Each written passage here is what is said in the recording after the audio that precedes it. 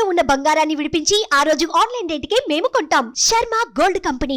మనతో పాటు చండీ ఉపాసకులు స్వామి రామానంద సరస్వతి ఉన్నారు. అమ్మవారు స్వయంగా వారికి సాక్షాత్కరించారని చెబుతున్నారు. మరి వారి అనుభూతులేంటి, అలాగే ప్రస్తుత సమాజంలో అమ్మవారి ఆరాధన పైన ఎటువంటి సందేహాలున్నాయి, ఏ విధంగా అసలు అమ్మవారిని ఆరాధించాలి, అమ్మ అనుగ్రహం పొందాలంటే ఏం చేయాలి, ఇవన్నీ గురుగారి మాటల్లో విని తెలుసుకుందాం. గురుగారు నమస్కారం అండి. నమస్కారం. ఎక్కడ ఇది జ్ఞానం దొరుకుతుంది అంటే హిమాలయస్ అని మాత్రమే చెప్పారు తప్ప హిమాలయస్ అంటే ఎక్కడ అని కూడా నాకు తెలియదు. I don't have any idea where Himalayas exist. అట్లా అని చెప్పి నేను ఫస్ట్ అందరు ఏమన్నారంటే ఢిల్లీ వెళ్ళాలి, ఢిల్లీ నుంచి రిషికేష్ వెళ్ళాలి, రిషికేష్ నుంచి హిమాలయస్, అంతే. నేను ఫస్ట్ ఢిల్లీ వెళ్ళి రిషికేష్ వెళ్ళాను. రిషికేష్ వెళ్ళిన తర్వాత నాకు స్వామి దయానంద సరస్వతి గారు అని ఆర్ష విద్యాపీఠం గురువు గారు ఉండేవారు. ఆయన దగ్గర ఈ వేదాంతం ట్రైనింగ్ ఉండేది. అప్పుడు ఆయన లేరు. సో నాకు ఆయన ద్వారా నన్ను ఒక విషయం నాకు ఆయన చెప్పారు ఏంటంటే, నేను ఇంకా నాకు టైం ఉంది స్టార్ట్ చేయడానికి, బట్ నీకు పూర్వజన్మలో నీకు ఇంకా తంత్రాల మీద ఇంట్రెస్ట్ ఉంది. సో నాకు అది నిన్ను చూసినప్పుడు నాకు తెలిసింది తంత్రాల మీద ఇంట్రెస్ట్ ఉంది కాబట్టి you should visit Narayan Dutt Shrimal గారని, నిఖిలేశ్వరానంద స్వామి అనేవారు ఆయన. He was in Himalayas for 20 years.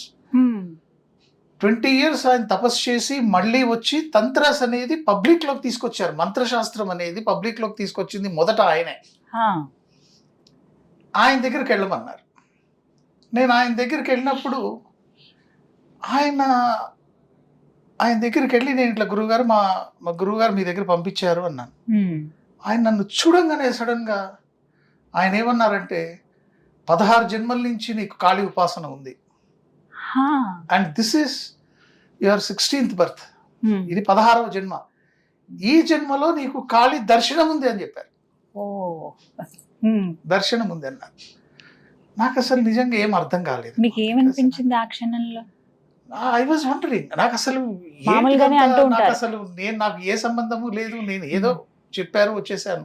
అంటే మీకు అప్పటి వరకు పునర్జన్మ ఉందా, లేకపోతే నా ముందు జన్మ ఏంటి అని తెలుసుకోవాలనిపించింది? అది నాకు ఉందేమో. ఎందుకంటే చిన్నప్పటి నుంచి స్వామీజీలు వింటూ వస్తున్నాను, భగవద్గీత చదువుతూ వస్తున్నాను, ఉపనిషత్తులు కొంత మా మదర్ దగ్గర నుంచి. అంటే పూర్వజన్మ అనేది ఉన్నది, కర్మ అనేది ఉంది, కర్మ సిద్ధాంతం గురించి ఇవన్నీ కూడా అంత పర్ఫెక్ట్ ఐడియా లేకపోయినా ఒక నార్మల్ గా ఒక మనిషికి ఉండేంత ఉంది. ఏదన్నా చదివితే ఓహో నా ప్రారంభ కర్మలో ఇది రాస్తుంది, ఇందుకే జరిగింది అని అనుకుంటాం కదా, అట్లా ఉందన్నమాట. అంతకంటే క్లియర్ గా లేదు. ఆయన అనగానే నేను ఆయన అడిగాను, గురువు గారు మరి ఎట్లా ఇది నాకు ఎట్లా అమ్మవారు, మీరేమో అమ్మవారి ఇది ఉందన్నారు, ఎట్లా నాకు కలగాలంటే, ఇక్కడెక్కడ ఇది కలదు నాన్న, ఇది నీకు కాళీ ఉపాసన ఇస్తాను, నువ్వు ఇక్కడెక్కడ చేయడానికి వీల్లేదు, నువ్వు డైరెక్ట్ ఉత్తరకాశీ వెళ్ళిపో అన్నారు. Uttarkashi is the first stage from మనం ఋషికేశ్ నుంచి ఉత్తరకాశీ అనేది ఒక ఫస్ట్ హైట్ ఆఫ్ హిమాలయస్. అక్కడికి వెళ్ళమన్నారు. అక్కడికి వెళ్ళిన తర్వాత ఎక్కడ ఉండాలి, బేసిక్ గా మనకేంటంటే ఒక అకామిడేషన్ అది, అక్కడ గుహలు ఉన్నాయి కొన్ని, ఆ గుహల్లో ఉండండి అన్నారు. గుహలు బ్యాక్ సైడ్ ఉత్తరకాశీ కొంచెం దూరం వెళ్ళిన తర్వాత కొన్ని గుహల్లాగా ఉండేవి. ఆ గుహల్లోకి వెళ్ళిన తర్వాత అక్కడ ఒక గుహలో నాకు అకామిడేషన్ తీసుకున్నాను. అక్కడ ఏంటంటే మనకు ఒక క్షేత్రం అని ఉంటుంది. అక్కడ వాళ్ళు చపాతీస్, ఒక 5 చపాతీలు కొంచెం దాల్ ఇస్తారనమాట అక్కడ జపం చేసుకునే వాళ్ళకి. అదే ఇంకా మనకు ఆధారం. చేసుకుంటూ ఉన్నాను జపం. ఫస్ట్ 2.5 to 3 years గడిచింది. నాకేం పెద్దగా అంటే 3 సంవత్సరాల పాటు జపం చేశాను. అయితే చిన్నప్పటి నుంచి మనకేంటంటే ఈ తెలుగు సినిమాల ఐడియా ఎక్కువ ఉండింది. జపం చేయంగానే పుటలు కట్టేయడం, ఎన్టీఆర్ టైప్ లో అట్లా ఉండింది అంతా. బట్ ఏం కాలేదు, నథింగ్ హ్యాపెన్. నేను అనుకున్నాను this is not cup of my tea అనుకున్నాను. ఇలా అనుకోలేదే అని అనిపించింది. మళ్ళీ ఒక గురువు గారు కలిశారు, అట్లా కాదు నాన్న, ప్రతి దానికి ఒక ప్లేస్ ఉంటుంది, దీనికంటే హైట్ గంగోత్రి వెళ్ళిపోమన్నారు. కానీ అక్కడ ఉన్నప్పుడు మీకు ఎలా అండి, ఇప్పుడు మధ్యాహ్నం భోజనం చేసేవారు, ఎలా అక్కడ 2-3 ఏళ్ల పాటు దినచర్య ఎలా సాగింది మీకు? దినచర్య అంటూ ఏముండదమ్మా. పొద్దున్న మనం వెళ్తాం మనం, పొద్దున స్నానం చేసుకుంటాం గంగలో, జపానికి కూర్చుంటాము. అంటే ఇన్ని లక్షలు జపం అని అక్కడ కంటిన్యూస్ గా మనం జపం చేయడమే అంతే. ఇంత కౌంట్ జనరల్ గా మామూలుగా 12 లక్షలు ఇన్ని లక్షలు ఉంటుంది, అక్షర లక్షలు అని ఉంటుంది. ఇప్పుడు కాళీ అనుకో, దక్షిణ కాళీ అంటే 32 లక్షలు. ఇదంతా మామూలుగా జనరల్ గా ఏంటంటే జపం చేసి దానికి తర్పణలు చేసి దానికి మార్జనం చేసి ఆ మార్జనానికి హోమం చేసిన తర్వాత బ్రాహ్మణ భోజనం చేసి ఈ బ్రాహ్మణులకి ఇంతమందికి భోజనం పెట్టాలి. ఇవన్నీ ఏంటంటే జనరల్ గా ఒక గృహస్థ చేసుకునేటువంటి పద్ధతి. ఇప్పుడు నేను ఒక బ్రహ్మచారిగా వెళ్ళాను, నాకు వేరే వర్క్ ఏం లేదు ఇంకా. అప్పుడు మీ వయసు ఎంతండి? అంతే 24-25 అనుకున్నాను. తెలిసిన వెంటనే వెళ్ళిపోయారు అక్కడికి. వెళ్ళిపోయిన తర్వాత అక్కడ ఒక 3 years అయిపోయింది. మళ్ళీ గంగోత్రి వెళ్ళాను. గంగోత్రి వెళ్ళిన తర్వాత కూడా నాకు ఒక 1 year గంగోత్రిలో ఉన్నాను. ఆ తర్వాత కూడా నాకు పెద్దగా ఏమనిపించలేదు. అంటే కొంత ఎక్స్పీరియన్స్ ఉంటుంది, కానీ కంప్లీట్ మనకేంటంటే అమ్మవారి దర్శనం కావాలా, అమ్మవారు అంటే ఏంటి తెలుసుకోవాలి. అందులోనూ ఈ జన్మలో కలుగుతుందని చెప్పారు కాబట్టి గురువు గారు అందరూ, ఆయన మహానుభావుడు, ఆయన చెప్పారంటే అవతార పురుషుడు, ఆయన చెప్పాడంటే మహా ఇది. అందుకని చెప్పి మళ్ళీ నేను గోముఖ్ వెళ్ళాను. అక్కడి నుంచి 13 kilometers నడుచుకుంటూ వెళ్ళాలి గోముఖ్ ఏంటంటే ఫుల్ ఆఫ్ కొంచెం మామూలుగా ఇటువంటి టైంలో ఫాగ్ ఉంటుంది బాగా. అక్కడ గుహ ఉండేది, ఇటు గోముఖ్ సైడ్ కాకుండా ఇటు పక్కన గుహల్లో పైన 3 floors లా ఉండేది. పైన వెళ్ళాను. అక్కడ ఉన్నప్పుడు అక్కడ వెళ్ళాను, గుహ ఇచ్చారు ఒకటి, అక్కడ ఉన్నాను. అక్కడ జపం స్టార్ట్ చేశాను నేను. నాకు పైన ఒక సిద్ధపురుషుడు ఒక ఆయన ఉండేవారు.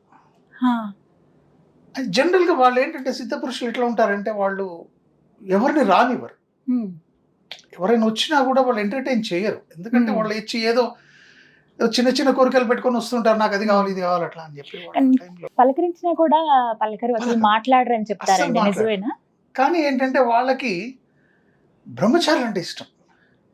అప్పుడే సాధన చేసుకోవడానికి వచ్చిన పిల్లలు అంటే వాళ్ళకి బాగా ఇష్టం. సో అట్లా నన్ను ఆయన బ్రహ్మచారి అని పిలిచేవారు. ఆయన దగ్గరికి వెళ్ళేవాడిని.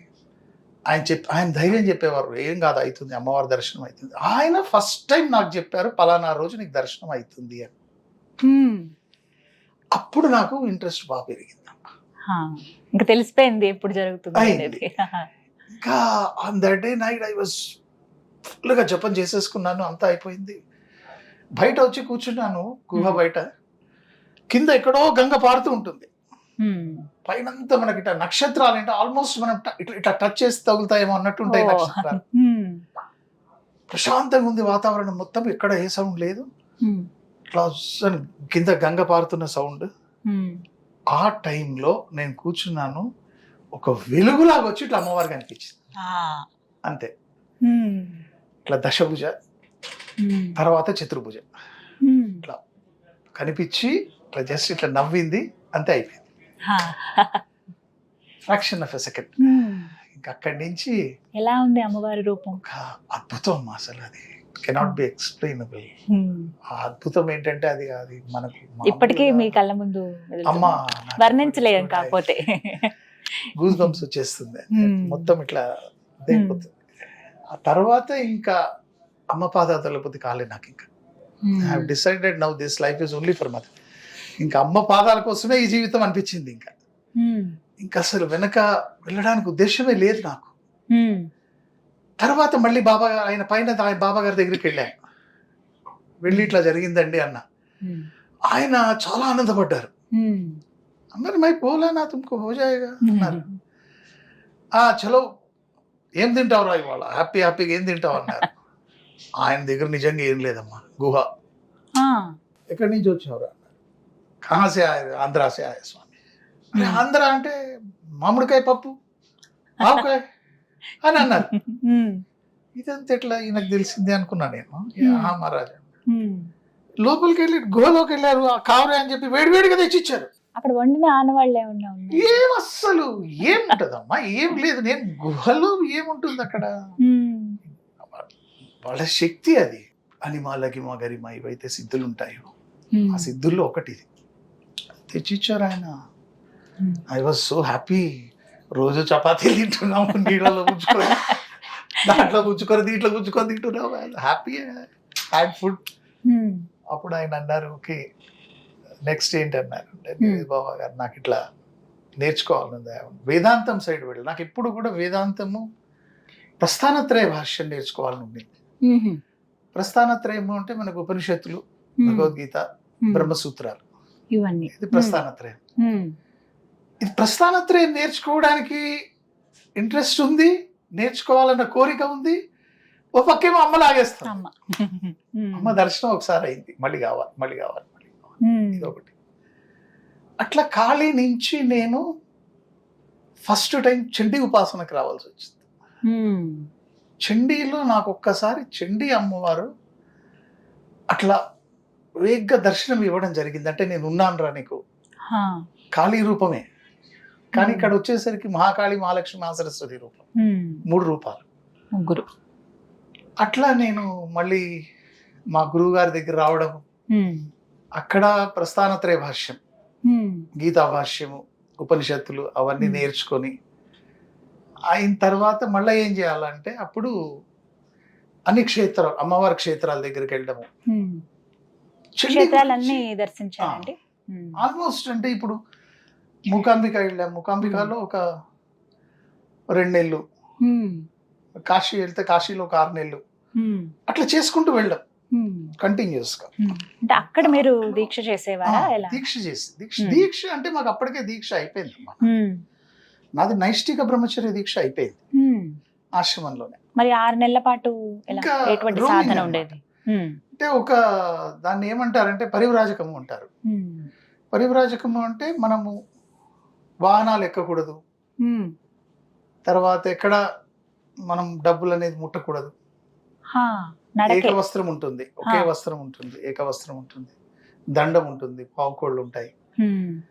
అట్లా నడుచుకుంటూ వెళ్ళిపోవడమే అన్నమాట. అట్లా క్షేత్రాల నుంచి క్షేత్రం, కొన్నిసార్లు అట్లా ఇంకోళ్ళు ఎవరైనా ఇది రావడం మనతో పాటు అట్లా జరుగుతూ ఉంటుంది. అడవుల్లో దాంట్లోంచి వెళ్ళిపోతూనే ఉంటారు. అమ్మవారు అలా ప్రత్యక్షం అవుతారు, నేనున్నానన్న ధైర్యం చెబుతారు. దాంతో పాటుగా కొన్నిసార్లు పరీక్షలు కూడా పెడుతూ ఉంటారు. అలాంటి అనుభవాలు ఏమైనా? పరీక్షలు అంటే నిజంగా ఆ తల్లి నన్ను పెద్దగా ఇబ్బంది పెట్టింది లేదు కానమ్మా. కొన్నిసార్లు అయితే అంటే నేను ఇక్కడ మూకాంబిక నుంచి కాశీ వెళ్దామన్న ఒక ఐడియా ఉండేది నాకు. కూర్చున్నానమ్మా, ఏది ఆగినా ఆకలి ఆగదు కదా, ఖచ్చితంగా కడుపులో కొంత పడాలి టైంకి. ఆఖరికి ఏం చేశానంటే అక్కడ పాపం ఆ రైల్వే ట్రాక్ వాళ్ళు వర్క్ చేసుకుంటారు, అక్కడ రైల్వే ట్రాక్ వాళ్ళని అడిగాను ఏమన్నా ఉంటే పెట్టండి రా. నై మహారాజ్ పూరా ఖాళీ అన్నారు వాళ్ళు, ఇప్పుడు అంతా తినేసామన్నారు.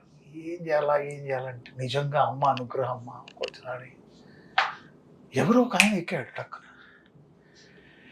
ఎక్కాడు. స్వామీజీ కుచ్ ఖాయే క్యా? నై.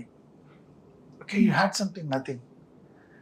You are such a person, such an educated person. Fool you are. You are roaming like a roaming sannyasi. What is this? Come with me. I'll give you nice house, everything. You can work in my office. And I said, if that is, ఇప్పుడు అదే నాకు కావాలనుకుంటే నేను అక్కడ వచ్చి ఉండేవాడిని కాదు కదా అని అంటే, ఓకే స్వామీజీ మీ ఇష్టం అన్నాడు. ఒక పెద్ద బిర్యానీ, దట్ వెజ్ ఆలు సంథింగ్, అది నా చేతిలో పెట్టేసి దిగిపోయాడు. ఒక 2 వాటర్ బాటిల్స్ పెట్టి మళ్ళీ కనిపించలేదు. అమ్మవారు అలా వచ్చారట, పెట్టేసి ఆ రోజుకి పెట్టేసి పడుకున్నానమ్మా. మళ్ళీ బాంబే నుంచి again I have to travel Kashi. దీంట్లో కూర్చున్నాను. ఎట్లా ఉంటుంది కామన్ అంటే, వాడు ఒక తలకాయ మీద లెగ్స్ పెట్టాడు, జనరల్ భోగి, అందులో Bombay. I was praying mother, అమ్మా ఎట్లమ్మా వస్తాను, ఏంటి నాకు ఈ కష్టాలు, ఇంత దర్శనం ఇచ్చావు, అన్ని చేసావు, మళ్ళీ కష్టాలు ఇట్లా పెడుతున్నావు. నా కాశీనే కదా నేను అడిగింది, ఏమన్నా తప్పడు కానీ నేను ఎక్కడ ఊటీ తీసుకెళ్ళమన్నా అంటే, కరెక్ట్ గా 4th station is Kalyan. Bombay నుంచి 4th స్టేషన్ లో మిలిటరీ వాళ్ళు ఎక్కారు. మిలిటరీ వాళ్ళు ఎక్కి దాన్ని ఖాళీ చేయించేశారు, భోగి మొత్తం లిటరల్ ఇట్లా పట్టుకొని తోసేసారు, ఇసిరేసారు బయటకి, ఖాళీ చేయకపోతే. నన్ను మటుకు మహాత్మా బయట మహారాజ్ అన్నారు నన్ను. నాకు ఒక బర్త్ ఇచ్చారు. మీ వస్త్రాలు అప్పుడు ఎలా ఉన్నాయి? మీ ఆహారం అంటే మామూలుగా ఇట్లా పైన ఒక వస్త్రము ఇట్లా చిన్నగా బనియన్ లాగా ఉండేది, పైన ఒక వస్త్రం ఉండేది, కింద వస్త్రం ఒకటి, అంతే ఏక వస్త్రం ఉండేది. ఆ బయట మహారాజ్ అన్నారు, ఆకు కూర్చున్నాయి ఆ బయట. నాకు బర్త్, కూర్చోడానికి ఒక సీటు, అమ్మ అనుగ్రహిస్తే అలా ఉంటుంది. అక్కడ దాకా పరీక్ష పెట్టింది చూడ మమ్మల్ని, అక్కడ దాకా పరీక్ష పెట్టింది. వీడు ఎక్కుతాడా జనరల్, దిగిపోతాడా. ఒక్క మాట అడుగుతానండి, 25 ఏళ్ల వయసు, అప్పుడు మీరు హిమాలయాలకు వెళ్ళాం. అవును. సాధారణంగా ఎలా ఉంటుంది, లైఫ్ని ఎంజాయ్ చేయాలి, ఇప్పుడు దేవుడు అవి అంటే 60 ఏళ్ళు వచ్చాక అప్పుడు కృష్ణారామ అనుకుంటూ దేవుడి దగ్గర కూర్చుందాం. ఇప్పుడు లైఫ్ని ఎంజాయ్ చేయాలి, నాతో పాటు ఉన్న యువత ఎలా ఉన్నారు, ఇప్పుడున్న ఈ టెక్నాలజీ కావచ్చు, ఇవన్నీ నేను అందిపుచ్చుకోవాలి, లేకపోతే నేను ఒక మంచి పొజిషన్లో ఉండాలి, మంచి జాబ్ చేయాలి, ఇలాంటివి ఏవి మీకు అనిపించలేదా? ఉంటుందమ్మా, ఉంటుంది, లేదు అని ఎవరికో చెప్పలేరు. బట్ ప్రిఫరెన్స్ ఎవరికి ఇస్తున్నాను అన్నది ఉంటుంది. నా లైఫ్లో నాకు కావాల్సింది అమ్మ అనుకున్నాను కాబట్టి నేను ఈ లైఫ్లో ఉన్నాననే క్లారిటీ నాకుంది. ఎప్పుడైనా ఒకసారి అనిపించిందా, అబ్బా వద్దు నార్మల్ లైఫ్కి వెళ్ళిపోదాము అంటే? అట్లా అనిపించలేదమ్మా, కానీ కొన్నిసార్లు ఎట్లా అనిపించిందంటే, కొంతమంది అంటే ఇప్పుడు సపోజ్ నేను ఎక్కడైనా భిక్షకి వెళ్ళేవాడు, అంటే ఒక ప్లేస్ నుంచి ఇంకో ప్లేస్కి వెళ్తున్నాం, భిక్ష కావాలి, అక్కడ 5 ఇళ్లలో భిక్ష తీసుకోవచ్చు, మాకు వెళ్ళవాడు అనమాట. 5 ఇళ్లలో భిక్ష పెట్టకపోతే ఆ రోజు ఇంకా నువ్వు భిక్ష లేనట్టే, అట్లా పస్తులు ఉంటారు అట్లా. అప్పుడు వాళ్ళు ఏమనేవారంటే, ఏమరా దున్నపోతులాగా ఉన్నావు, ఏమైనా పని చేసుకోవచ్చు కదా, లేదంటే ఇక్కడ రా, ఇగో ఆ తోట పని చేయి, నేను అన్నం పెడతా. ఎక్కడంటే ఇలా జరిగింది? ఎక్కడ? చాలా చోట్ల. అంటే ఇప్పుడు పబ్లిక్ ఎట్లా అనిపిస్తుంది అంటే, ఇప్పుడు ఒక కుంటి గుడ్డి ఇంకోటి డిఫరెంట్గా ఉంటుంది. దీంట్లో ఎన్నో వాళ్ళకి ఏంటంటే వాళ్ళు ఆలోచించేది డిఫరెంట్గా ఉంటుంది. వాళ్ళు మెటీరియలిస్టిక్గా ఆలోచిస్తారు చాలా మంది. నా ఓన్ బంధువుల్లోనే చాలా మంది అన్నారు, ఈ సచ్ అ ఫూలిష్ పర్సన్, మంచి జాబ్ ఉండి అన్ని ఉండి కూడా అన్ని వదులుకొని ఎందుకు వెళ్ళాడు వాడు, అసలు ఏం చేయడానికి వెళ్ళాడు? మీరు అప్పటికి జాబ్ చేసేవాడు. అవును. అందుకని ఇంక వాళ్ళు ఎట్లా చేశారంటే, సో లెట్ us నాట్ allow him in our house. అంతవరకు కూడా వెళ్ళింది. Now they are foolish, now they are thinking that see ఈయన ఇంత చెప్తున్నాడు, ఇంతమంది వింటున్నారు, ఇంతమంది చేస్తున్నారు, ఇంతమంది ఉపాసనలో ఉన్నారు, అమ్మవారు ఉపాసనలో, అంటే ఇప్పుడు వాళ్ళు ఏంటంటే స్వామీజీ స్వామీజీ అని మాట్లాడే పరిస్థితి వస్తుంది. ఆ రోజు అలా అన్నవాళ్లే సర్కిల్, అదంతా ఒక సర్కిల్ కదమ్మా. సో అటువంటి టైంలో ఏంటంటే ఒక్కసారి మనకు ఇప్పుడు నేను కూర్చున్నప్పుడు, అంటే మేము ఋషికేశ్లో ఉన్నప్పుడు ఒకసారి గంగోట్లో కూర్చునేవాళ్ళం. అంటే వీ యూస్ టు స్పీక్, అమ్మతో మాట్లాడేటట్టు అనిపించేది గంగమ్మ తల్లి దగ్గర కూర్చున్నప్పుడు. రెస్పాన్స్ వస్తుందా మనం అలా ఒంటరిగా 100% వస్తుంది మాట్లాడినప్పుడు? నిజంగా 100%. మీరంటే అమ్మవారి అనుగ్రహం పొందారు, ఓకే, మాలాంటి వాళ్ళ పరిస్థితి ఏదమ్మా, ప్యూర్ హార్ట్ నేను చెప్తున్నాను, నిజంగా అమ్మవారి దగ్గర కూర్చొని అమ్మ నాకు ఈ ప్రాబ్లం ఉంది అంటే 100% అమ్మవారి దగ్గర నమ్మకం ఉండాలి. కానీ అమ్మా 100% షీ విల్ ఆన్సర్. అమ్మ అంటే అందరికీ అమ్మనే. మనము ఏం చేస్తున్నాం, మనం అమ్మవారిని ఎంతవరకు, హౌ వీఆర్ ప్లీజింగ్ హర్. చాలా సంతోషం, శుభం తల్లి. అమ్మవారే వచ్చి కాసేపు కూర్చుని నాతో ముచ్చటించారన్న భావన కలిగింది. సంతోషం అండి. నమస్కారం. ఓం శాంతి శాంతి శాంతి. జయ గురుదత్త.